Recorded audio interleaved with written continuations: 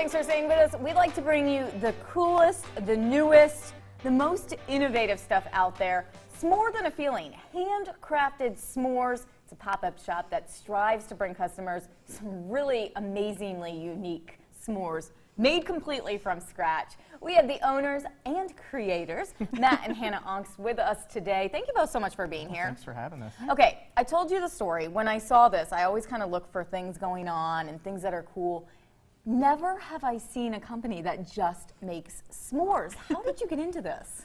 Well, honestly, I had the idea about 10 years ago. So it goes way back. And I remember sitting there thinking, like, why isn't there like a Subway version of s'mores where you just go in and it's like, you put it together and do this. That actually makes sense. So never did anything with it. I've moved around and ended up in Lexington. And there's just such a cool scene with like food and little food festival stuff. And I was like, you know what, maybe I should just give it a try.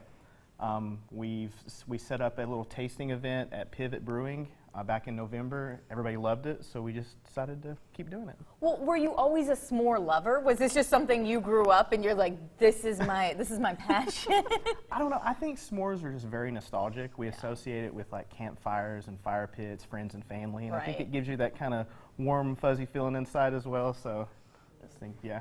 Well, and funny story, it's not that funny, but when I was like a teenager and in college, I had never had a s'more. And everybody used to make fun of me, and I was like, guys, I'm not a camper. Like, you know, I would take the marshmallows and put them over the stove and do that kind of thing. So seeing this now full circle, haha, look where I am, guys. Yeah, I think that's another cool aspect is you don't have to be like at a campfire to get these. I mean, when we're set up, we use a culinary torch. Since the marshmallows are homemade, they get more of a creme brulee top. You can see they're very caramelized. They're very gourmet. light, like kind of just not burnt. They caramelize very differently than a store-bought marshmallow. So let's talk about that because, well, let's just talk about some of your menu items first and then get into these marshmallows because I've never seen anything like that either. Yeah. So we have about 6 different s'mores on our menu. We rotate those around. So usually when we do a pop-up, we only have about 3 to 4. We try to give a sneak peek the day before a pop-up just to let people know, because if they come out for a certain one and we don't have it, kind of feel bad. So we're kind of like, hey, this is what we're going to have for the day. But yeah, like over here, we've got our traditional, we call it the OG. But it looks nothing like a traditional s'more. That's this one right here, guys. That's amazing. It does look like a creme brulee. Yeah, exactly. And this one is the Smocha. So it is a coffee espresso marshmallow with milk chocolate and a drizzle of chocolate on top.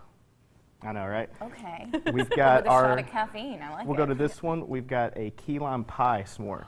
So that is made with freshly squeezed key limes into the marshmallow. You're talking to the Florida girl. Yeah. Really right. good. The tangy and sweet's perfect with that one. And this one is a special one that we're going to have just for our event tomorrow. It's called S'more Love. Which we all need some more of, right? Exactly. Yeah. It is a chocolate-covered strawberry s'more. So it's a strawberry marshmallow with milk chocolate, like grated white chocolate, a drizzle of chocolate, and little heart sprinkles. These are amazing. They're beautiful. And never again, I mean, I've never said a s'more is beautiful.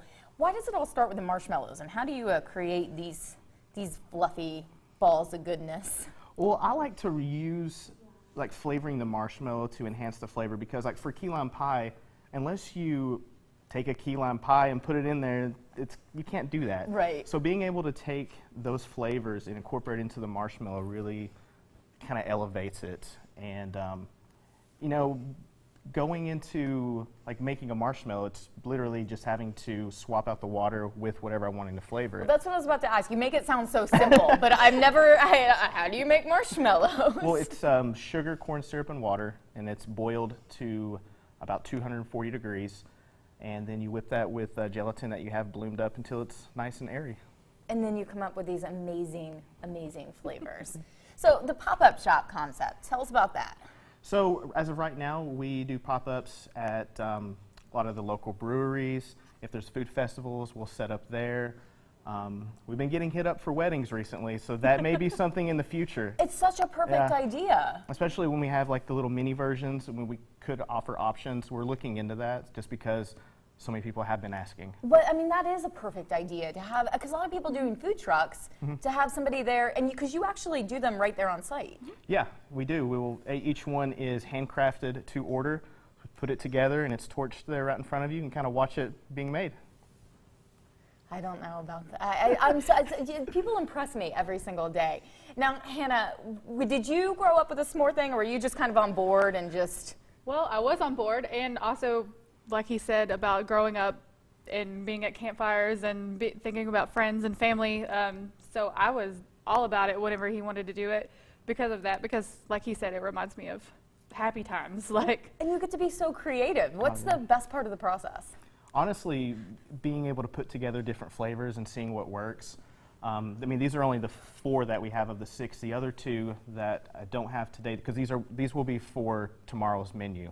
So I wanted to make sure to bring those. Yes. But the other 2 we have is a maple bacon. So it's a maple marshmallow with bacon on top. That's like a meal in itself. I know, right?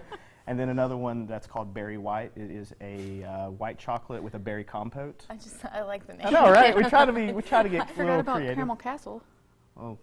Oh, is that a little? So we do have a seasonal one that we kind of started with that we'll bring back. It is a caramel apple s'more.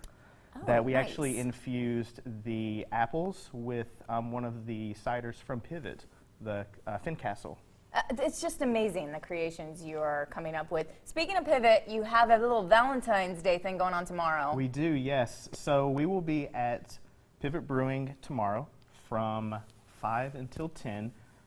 So if you have a Valentine date, come on out and try a s'more. It'll be something different instead of just the normal dinner and maybe a cake or something. Oh yeah, Just you're going to swing impress on- somebody. Yeah, swing on by and have a drink and get a s'more. Or just get one if you want one for yourself. Yeah. too. Yeah, so I was about to say, we're not leaving the singles out of here. And what's more fun than trying to pair one of Pivot's beers with one of your s'mores? That's a really cool idea. It is, because they have such a large selection. They have a lot of like the caramel apple type cider. They have a lot of fruity stuff. And they Everything. have dark beers that will pair really well with Strawberry chocolate. kiwi one. Where can Yeah. we find out where you're going to be next?